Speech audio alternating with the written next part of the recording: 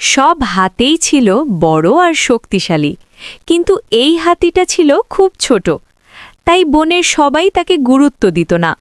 বড় হাতিরা বলতো, তুই তো হাতেই না, তোকে দিয়ে কিচ্ছু হবে না। ছোট হাতিটা কষ্ট পেলেও কিছু বলতো না, চুপচাপ সবার পাশে থাকত। একদিন হঠাৎ বনে বড় বিপদ এলো। একটা ছোট হাতি ছানা গভীর কুয়োর ভেতর পড়ে গেল। সব বড় হাতি চেষ্টা করল, কিন্তু কুয়োটা খুব সরু, কেউ ঢুকতে পারল না। তখন ছোট হাতিটা এগিয়ে এলো। সে বলল, আমি ছোট, কিন্তু আমি চেষ্টা করব। সে ধীরে ধীরে কুয়োর ভেতর নামল আর নিজের শক্তি দিয়ে ছানাটাকে ওপরে তুলে দিল। সবাই অবাক হয়ে গেল।